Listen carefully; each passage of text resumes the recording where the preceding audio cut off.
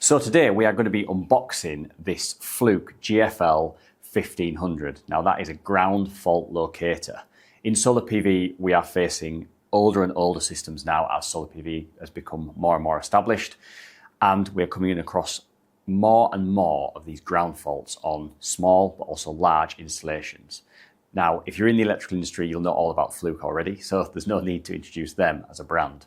But let's have a little look what you get within this bag and what all the individual pieces look like. So if we open this up, firstly this bag is really nice. It's good quality and got lots of good pockets. So we've got the actual GFL1500 tester just there. We've then got the little tracer unit. We've got the current clamp, and then we've got the crocodile clip leads and also the MC4 leads. So we'll put the bag to the side, as nice as it is, and we'll go through each one of these bits and then jump into what the tester actually does. So if we come in nice and close to this tester here, we can have a little look at what it actually shows us. So on here, if we turn this on, we've got 4 different functions that we can use this tester for. Now we've got analyze, fault, open and map, and we'll go through those in a minute. So that's the tester. We've then got the current clamp. So this current clamp here will be used when we're looking at these different modes that this tester has to try and locate this fault. And then we've got the tracer unit itself. So the tracer unit will be used alongside this main tester to pick up where the break in the circuit is or where the earth fault is, and that is all done by this tester sending a signal down the fault path. This little tracer unit then picks that up. So yeah, really cool. We're going to follow this video up with us using this out on the site to show you this in the real world. We've then got these crocodile clips. See how new this is? I've not even opened these yet. Let's have a look at these. So we've got the positive, negative and earth lead there, and then we've also got the other side of it just in here, and they have the standard Fluke crocodile clips that we've probably all seen before, and they plug onto the end of these leads. So we can plug them into this tester. These leads are then used in these 4 different tests, and we've got these crocodile clamps here to clamp onto positive bus bars, negative bus bars, earth bus bars, or anything else, any other sort of connection point that we've got. So we've got those in there as well. We've then got the option,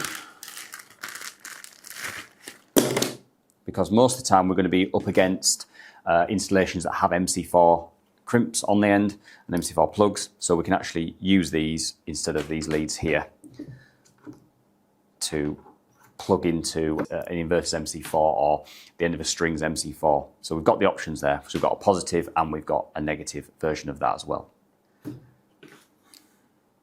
So that's what we've got in this bag. So we'll lay all this out and then we'll get some nice close-up shots of each part of that. So if I spin them around and lay these out, this is what you get with the GFL1500 kit. So you can see all of that in all of its glory. So there we go. We'll get a nice close-up shot of that now.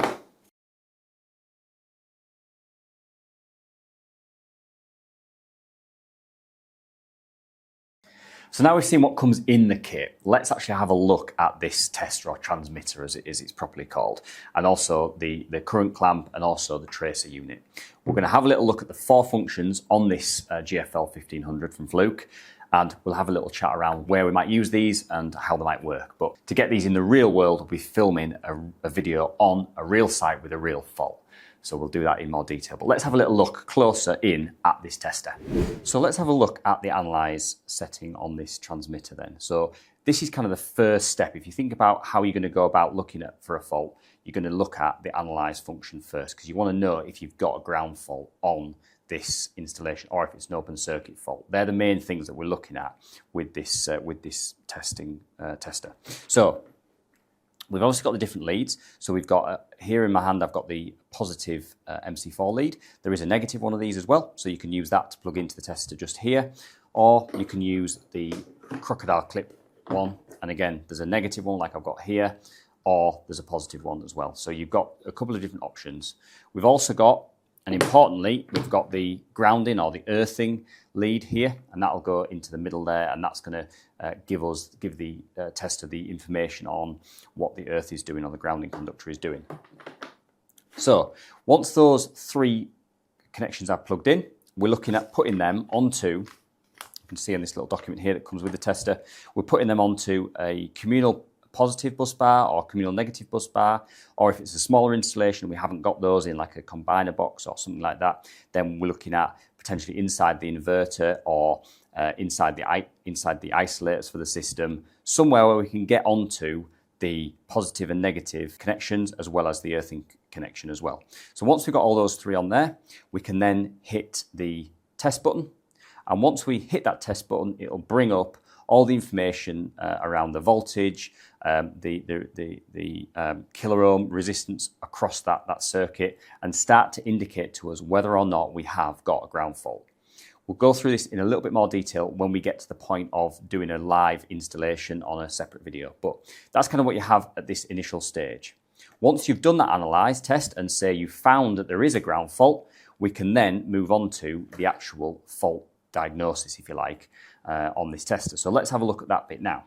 So let's move on to the fault side of things then. So we've got on this tester here, we've got the fault setting, and we can transmit a fault or transmit a signal down the fault path, either positive to earth or ground and negative to earth or ground.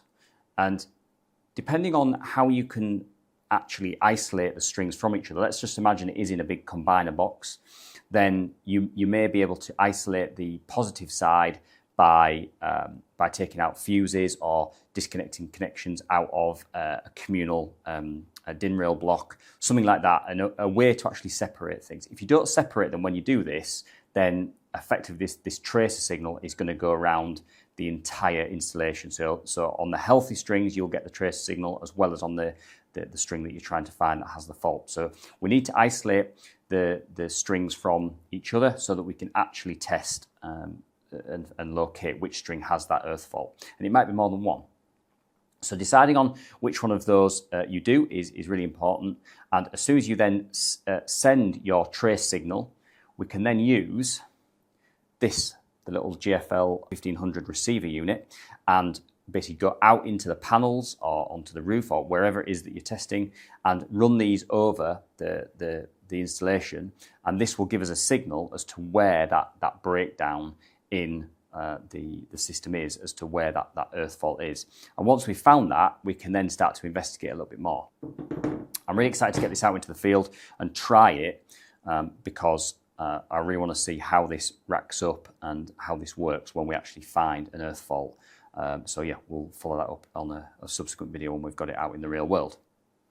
So once we've done that and we've located the earth fault on either the positive or the negative side, it's always good to select the positive or negative as well if you've got a higher voltage to earth on one leg or the other. So if you have say 400 volts to earth on the positive side and 250 on the negative, then it's worth trying to inject the fault current or the tracer current onto the positive side. So that's just something to bear in mind. So let's move on to the open circuit side of things. So now we're in open mode on this transmitter here, and now we're looking for where we're trying to locate a break in the panels. Obviously, if we're underneath the panels and we can see some dangling MC4s, then that'll be fairly easy to find where the fault is. But if we are trying to trace a break in a cable, maybe in a bunch of cables or something like that, then we can select the open mode. So in open mode, we can either send our tracer signal through the positive or the negative, and this is really just looking for that open connection. So you can see here, this is the easiest way to show you this is actually on this little diagram here that they've got. So on this one here, if we selected it onto the positive part of the open mode here, which is that one just changed onto there, then we are then sending this trace signal on the positive leg of that open circuit fault. So then that means we can take our little tracer tool and work our way along this string cable and start to find where we've got the 75 and it's working up towards that. And then when we go past that point where the break is, it's then dropped to 0. So we know that we've got an issue between, say, that panel and this panel. And it kind of locates where that problem is. We can then do the same on the negative. So then here we can change the tester to negative, like that, and then run it along here. So then we can see if it picks up the break again when we hit between that panel and that panel. All of that really helps for us to try and locate where that break might be if you've got quite a complicated array with, you know, it could even be multiple roofs, and where that issue might lie. So that's a really cool tool to try and identify quickly and easily where that break might be. So the last one we need to look at is the map function. So with this is about trying to find how the string is actually wired. And this would be really useful for installers doing large ground mount arrays where you've got such a huge amount of panels, you've got such a huge amount of strings, and being able to try and find out, once you've identified there's a troublesome string, what string those panels are connected to. So in terms of, you might have, you know, 20 strings and they've each got 20 panels on.